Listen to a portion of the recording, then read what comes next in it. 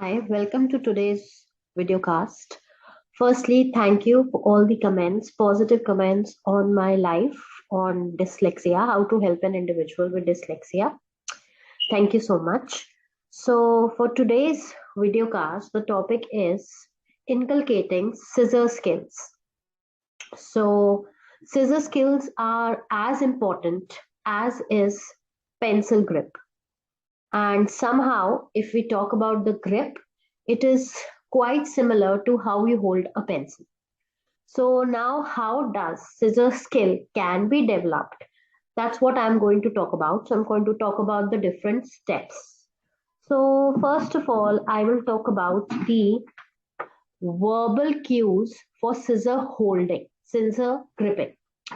So the first verbal cue is fingers go down and thumb is up. Fingers go down and thumb is up. Open mouth and chop chop. So fingers go down, thumbs up, open mouth, chop chop chop.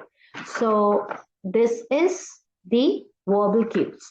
So if you want to have a look at these verbal cues again, so you can save this video or you can go to Verbosity Instagram page where you can find the picture for these verbal cues. So now let's go to the next step. There are usually three kind of scissors. I'm having only two kinds. One kind is having two types. So these are the plastic scissors. So plastic scissors has no blade, which is not at all sharp.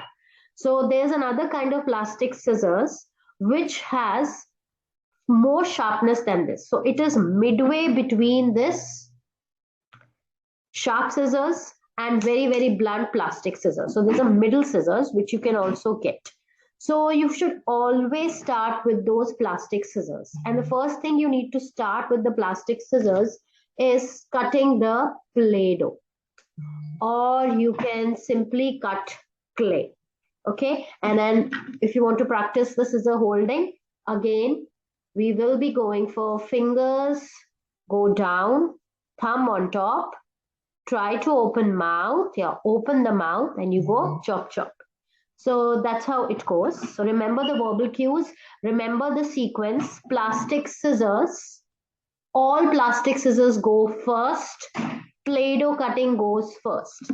Next step would be cutting small threads, wool pieces, or you can cut simple ribbons or ropes.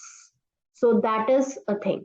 Or you can simply stick whole bunch of these on something and make it like a hair, and you can just do a pretend play thing that we are going to give haircut to this particular puppet or this particular monster. So first is Play-Doh cutting, then we cut thread like pieces, which could be wool, which could be ribbons, which could be string.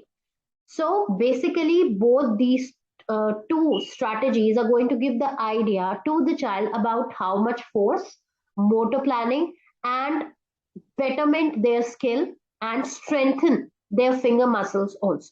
So your proper tone is required for doing the scissor cutting. Next is to begin with straight line cutting.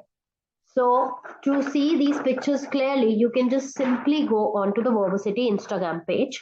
So first is going for straight line cutting. So these are like straight lines. You go for straight line cutting and I've already made the arrows. Next, it would be progressing to slanting line cutting. Now this is like I've made dots. So these dots are basically dots. Stickers could also be used or prompts could be used. So the child could hold it over the dot and then plan the movement to cut. So this helps the child figure it out very easily. So dot is like this. So as you cut, your hand can automatically shift it to the other dot, then other dot and other. Same goes for curvy line pattern cutting. Again, hand on the dot, plan the movement, let the child plan the movement and then go ahead. Now these are three basic. Let's go to a complicated step. Now complicated step would be cutting a spiral pattern. So it accurately looks like this, spiral pattern. So again, going this way. So It goes like this. And once your child has already habituated holding on to the dot prompts, this would be getting little easier for them. So they will be able to use their non-dominant hand for stabilizing and getting hold of the page, getting in control of the page. Next would be your shape cutting. So better is to try with the straight line shapes, and then you go for curvy shapes like circles or oval. Here also I have given the dot prompt. So anywhere the child holds on. So he can go like cutting, and then he can go like holding it from here, then cutting, then shifting, then going, then shifting to the dot, then finally cutting, and then. So again I have put the dot prompt here. So then so this was like spiral pattern going before your cutting of shapes. So remember the dot prompts. Why are we using the dot prompts here?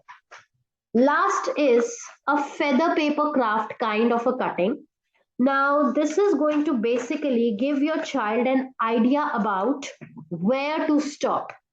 Okay, sometimes cuttings, like if you make a chandelier or if you make feathers for a bird or you make lot of crafts, doesn't always require the child to follow the entire thing to be to get cut.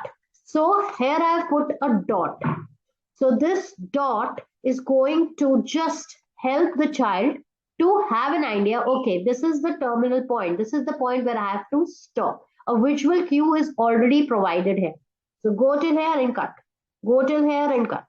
Go till, again, it is going to give a fair idea about modulating the force, the pressure, motor planning, and this all is going to be very, very easy to barge on when these prompts are there.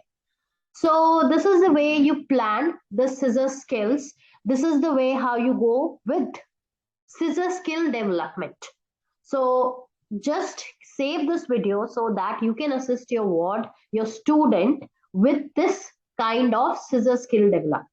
I hope this was quite meaningful, enlightening, and it would be of great help.